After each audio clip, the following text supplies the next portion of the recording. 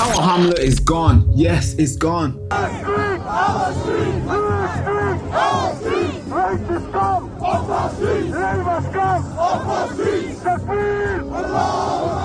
Or maybe I should say it's being captured by our neighbors, or in their words, our enemies. We're enemies. Let's not beat around the bush. We don't love each other. We're not on the same page. We are not friends. Does that make sense? We are enemies. So it's no longer a theory, it's happening. And it's happening very, very fast. We are here to stand ground on our own area, which is Tower Hamlet. Our own area. Wow, great. Group of masked Muslims took to the street in East London, promising to defend their street, their community, after a police band planned UK protest to reclaim the area.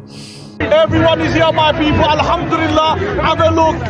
360 degrees. All you can see is the mandem, the brothers. We're located and we are here. Yeah, we can see the mandem are very well located. But the question is, why are they hiding their face? What's going on, mate? Comedian, Libby. Come on. Lag out. No face, no case. Oh, okay. No face, no case. Good idea. Now here's the funniest part and probably most dangerous part of this event, because here's a video that I want you to watch that encapsulates the useful idiocy in a maybe macrocosmic way that we've been warning the left. Because as the mobs march through the street chanting Allahu Akbar, some of them even praising the massacre of the Jewish Israeli civilians in October 7th, 2023. So they push through a group of mostly white men or white women holding placards, as they always do, looking confused and inadequately fed, or maybe sometimes. No need for that. We're on the same side, bro. No, we're not. Yes, we are, bro. Yes, a very rude awakening is taking place on the left. Yeah, we are not with you, bro. No need for that. We're on the same side, bro. No, we're not. Yes, we are, bro. Do you know what this does? It sort of reminds you of the overthrow of Iran, or of the Shah, sorry. The overthrow of the Shah in Iran, 1979. Many of the left-wing activists and intellectuals who had allied themselves to the Islamic revolutionary, after the revolution, they soon found themselves branded as the enemy to the new regime. And within months, members of groups such as Communist Today Party, the Fadain, and the People Mujahid were all rounded up, imprisoned, and thousands of them were tortured. Many of them were executed as they realized, basically the revolution turned against them, turned against the very people who were mostly helpful to their cause. That is taking place in Britain on the left. Our street, racist scum, off our street, Labour scum, off our street, Takbir, Allah. It's so crazy that you and I can notice, because it's being preached by the Imam themselves. We're enemies. Let's not beat around the bush. We don't love each other. We're not on the same page. We are not friends. Does that make sense? We are enemies. But the left will always continue to fight for their own destruction. Yes, they will always do. But I have to say, it was very harmonious in Whitechapel on Saturday, I have to say, because there was a moderate guy. There was a guy who was very nice. Of course, there's always one guy who's nice in the group, who told the mobs to basically not have masks on. You would think that's a good idea, right? Yes. But let's see what happened to that guy. What did they do to him? I'm wondering.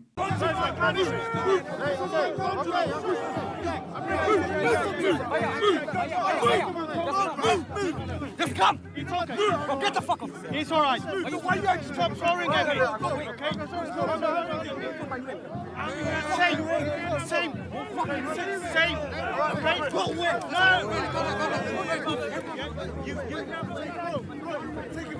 Yeah, get the fuck away. That's what they said to him. And now I kind of understand how tough it is to be a moderate Muslim, because you can't really tell them to take the mask off, because they're gonna remove you. They're gonna like throw you away. But let's talk about the media, because you would think the media will report what you're seeing on your screen as it is.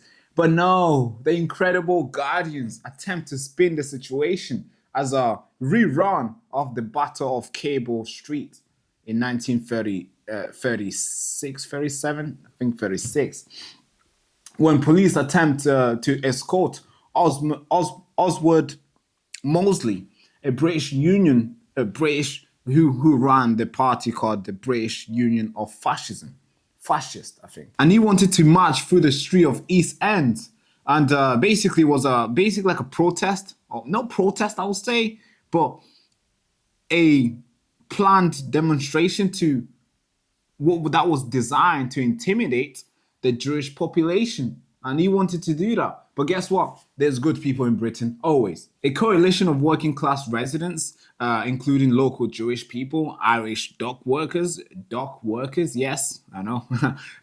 They got together with the trade unions, the communist activists, and they got together and they gathered and opposed the march. And they fought hard and long. And they had a slogan that says, they should not pass. That's the slogan that said. It was not their slogan. They borrowed from the Spanish and they used it, which is quite incredible, to be fair. And in the end, the police were forced to ask the British Union for Fascism to basically take another alternative route. That's the history there in 1936. But the Guardians would like you to believe that the mobs of Muslim men who were shouting some anti-Jewish slogans. The Guardian would want you to believe that those guys are the present-day equivalent of the anti-fascist Battle of Cable. I mean, think about gaslighting. Yes, talk about gaslighting. This is like... And I'm sure a lot of people believed it. Yes. I hope they've watched this video now. They're kind of like, I understand now. Thank you so much, Barack. And of course, the British media would want you to believe that 100% of Muslims in the UK do not want or like to see what's taking place or hearing what's taking place in Britain. But here's a young man telling us exactly what he wants. We're at Alta Bali Park. We're here to interview some people. So I've asked some questions, brother. Yeah. All right. What message do you want to give to the far right people? The message I want to give to the far right people is we're here to take over your country. You can't stop us. You can try, but we're here to uphold Sharia law. And yeah, that's it. All right.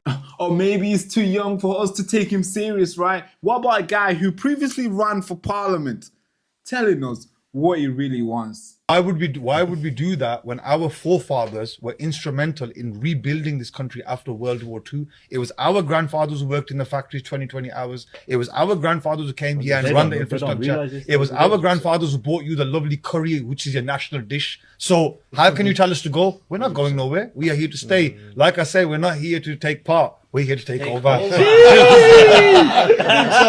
like that. So again, I go back to the same question. Do they really want to take over? Actually, the numbers encapsulate that. Because here's Henry Jackson's Society 2024 poll that found that 52% of British Muslims support making the image of Prophet Muhammad illegal, while 32% support the implementation of Sharia law. Same proportion also would want to see Islam as the national religion in the country. So I have to ask, so what do you actually think? Are they really here to take over? Or are we just reacting to what they're saying? They are just provoking a reaction out of us. They're not really serious. I'm not sure, but I'd like you to tell me what you think. Thank you so much. Comment down below. You've been silenced for very long, and every time you try to resist, they put you in jail. For my children. You control your mind for so long to the point where you let them decide what your kids should learn, what gender they will be. And now you've let them to come for the whole nation, destroying what Britain once stood up for. They use this media machine not to report the facts to you, but to tell you what to think and what you should do. Always be careful. They're hiding the facts behind the noise, and they're recruiting pedophiles to tell you how to behave. And these politicians who meant to protect you, they're out there smashing your head on the ground. And no jail time for them. This road we've been on has been very dark for a very long time, and it's time to shine a light on the truth and advocate for justice. We the people make the nation, and if we don't stand up and advocate for justice, then we certainly won't make this nation great again. So we have to create a place for that, a place that can contribute to a more informed society. And that place is Next Frontier Media.